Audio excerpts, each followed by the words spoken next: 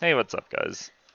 So today I wanted to talk about the new Barbarian build. I'm currently rank 1 on the seasonal hardcore leaderboard for North America, and so I think I have some grounds to speak about this new build from. And so we're specifically going to be talking about the Raekor set. There's a ton of nuance to this build, and there's a lot of ways to play it. And so this video is going to be basically divided into two parts. The first one is just going to be a basic breakdown that's just meant to get you started on the build. And if you don't care about all the nuance and stuff, you just want to go start killing monsters, then just throw on that build and off you go. If you care about the nuance and stuff, stick around. I'll have a timestamp for when that discussion begins if you don't care about the basics. So, with all that being said, let's get into it. So in the standard version of the build, in terms of our gear, we're going to be wearing 5 pieces of Raekor, 2 pieces of Captain Crimson's, and then we're going to be wielding Ered's Law and the 300th Spear. In terms of rings, we're going to be wearing Band of Might, Compass Rose set, obviously Traveler's Pledge, and then Scholar's Salvation. I recommend full whites in all of your gear. This is going to increase your tankiness and stuff, and obviously the CDR is going to be like mandatory. Um, in terms of stat priority, area damage is great. CDR, you want a decent amount of CDR. Obviously, you get like a lot of value out of CDR because of the Captain Crimson's, and it's also going to increase your uptime on Wrath of the Berserker. The more that you're leaning towards pushing with this build, the more CDR you want, and the more you're leaning towards speed farming, I would recommend things like area damage and sort of more consistent damage. In lower level rifts, your Reaver is going to give you enough cooldown reduction that the CDR isn't really going to help you a lot with Wrath of the Berserker uptime.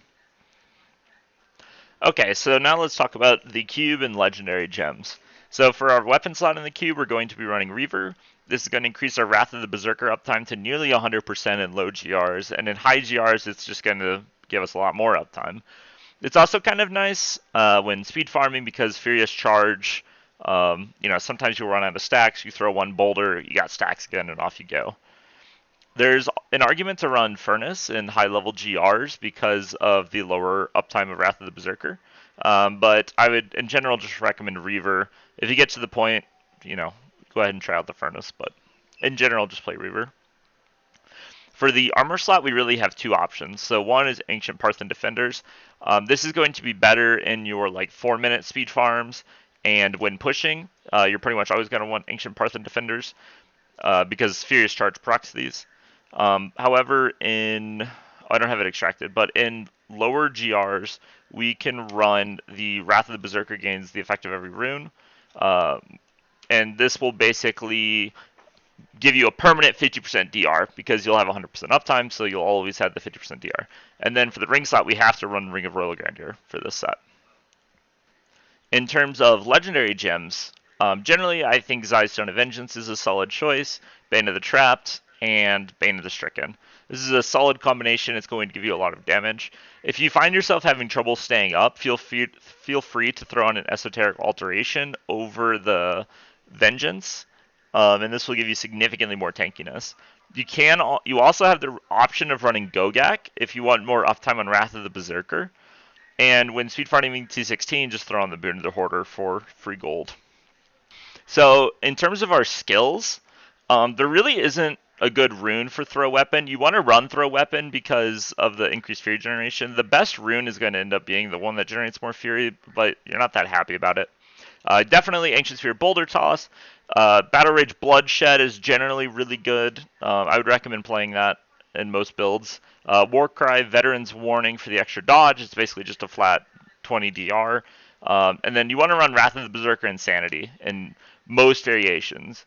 Earlier in this season, when I was struggling a lot to stay up, I was playing Striding Giant. However, in general, Insanity is going to be better, and you're going to want to make this work running Insanity. And then for your Furious Charge, every rune works. You have all runes. In terms of passives, this gets a lot more complicated. There's a lot of viable things that you can do with passives. In general, I would recommend Nerves of Steel, even for softcore. Obviously, I'm a hardcore player. Hardcore definitely play Nerves of Steel unless you're very confident. But in softcore, you can take this off. But Boon, however, Boon is something you're going to be playing in every single version of the build. You will always play Boon. In terms of your other passives, there you have a lot of options. Ruthless is really good. No Escape is really good. Brawler, there's actually some arguments for Brawler depending on how you play the build, and Rampage is fantastic. So my recommendation to you would be to play something like this. So Nerves of Steel, Boon, Rampage, No Escape. Um, if you're hyper confident or you play softcore, you can switch the Nerves of Steel to Ruthless. This will give you overall consistent damage, but it's also going to allow you to smack the Rift Guardian because this multiplies with your Stricken. And so this massively reduces your Rift Guardian kill speed, which even when speed farming, you end up spending sometimes 15 seconds on the Rift Guardian, which adds up. And in general, it's going to give you decent damage, so it would look something like this. Okay, so now that the basics are out of the way, we can get into the more in-depth stuff. So if you're familiar with the Raekor meta at all, you'll see, for example, here you see me running Storm Shield, but if you look at the seasonal rank 1 guy, he is running both weapons. And so this is sort of the first major variant that you must decide between.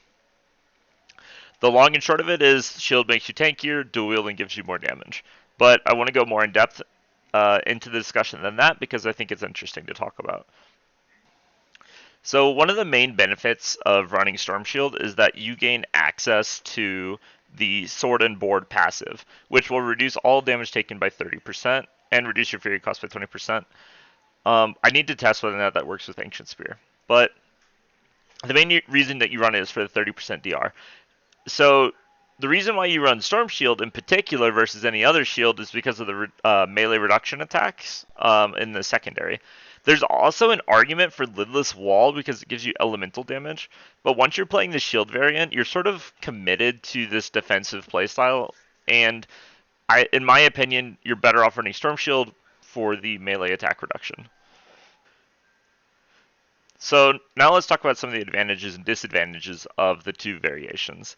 So when you're dual wielding, the obvious advantage is that you're going to do a lot more damage. You have access to a second gem, you have more stats than with the second shield, and you get access to another cube spot that you wouldn't normally get when you have the shield on. Because when you equip the shield, you use this spot to get the weapon that you don't have equipped. So on off the cuff, it sounds like dual wielding should be better. So why are hardcore players doing well with the shield? Well, the answer is simply that the tankier you are, the bigger you can pull. And so if you look at my this clear, I posted it on this channel. You'll see that there's multiple times where I pull 5, 6 elites, and I'm able to stay up. Not easily, but I am able to stay up. And if I was dual wielding, I wouldn't be able to pull that large. And so basically, you convert the extra tankiness into larger pulls, which nets more overall damage. And this, and coupled with playing this in hardcore, obviously, like it's a much safer build because you're tankier, and so when things go wrong, you can get out and live. And so the shield variant, it's much more consistent, it's much safer. You're not randomly going to get procced, like your passive procced, and you're kind of going to be able to play a little bit more aggressively, make larger groups. Okay, so the next topic I really want to go in depth into is the gems and the passives. So basically, you have two very powerful generators with this build. You have Throw Weapon and you have Furious Charge. Both of them are extremely efficient, and both have merits. And these next two variations of the build I'm going to talk about, which, by the way, both of these variations you can play with dual wield or shield, is basically a discussion between melee and ranged. So Furious Charge is going to give us stacks of Ancient Parthian Defenders, and it's going to generate a lot of Fury if we're hitting enough targets. Throw Weapon is going to let us sit back and chuck in weapons and generate Fury. So when you're using Throw Weapon, you're able to run things like Zai's Stone of Vengeance, and you're able to run No Escape. Where is it? Here it is. And so when you combine those two things together, those combine together multiplicatively, which is going to give us a substantial increase in damage.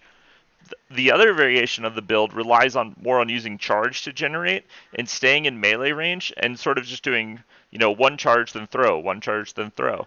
And this is going to give us a very high amount of consistent damage, and it's generally going to be tankier. Currently, on the hardcore leaderboard, you'll see a lot of us are playing sort of a ranged build. A huge reason for this is actually the Rift Guardian, for me personally anyway. The Rift Guardians are terrifying, but with all of these multipliers and stuff, I can get through him pretty quickly. Um, However, I think in the future, when I start to push more, I will transition out of this ranged build with Zais and no escape. Something else that's really interesting to note is this player here. So typically, if you are not running Zai's Stone of Vengeance, you are going to run Gogak of Swiftness. It's going to give you a little bit of tankiness, which is nice, a little bit of attack speed, which will help you with hitting your different attack speed breakpoints with stacking your Stricken on the Rift Guardian. And the most important factor, though, is the CDR it's going to give. And this is going to increase your uptime on Wrath of the Berserker.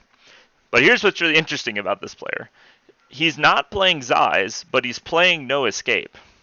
And so this really just goes to show the sort of level of depth that you can play here. And on top of that, he's not even playing Ancient Parthan Defenders. So he's playing this build in some ways like a ranged, in some ways like a melee. And this is sort of the, what would you say, the pinnacle of the build. Like, it's not quite a ranged build, it's not quite a melee build, you can play both. And in different situations, you want to play one or the other.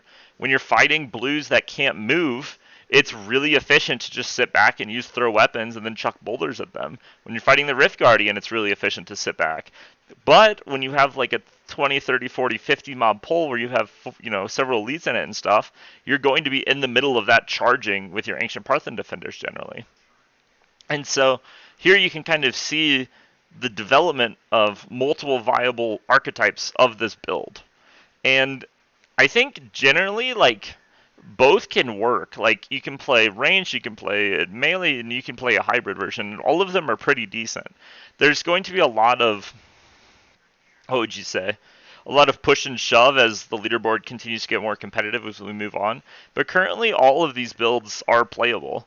I think in the long term, the melee build is going to end up outscaling the ranged version because of its ability to pull huge amounts of density. But, we'll see.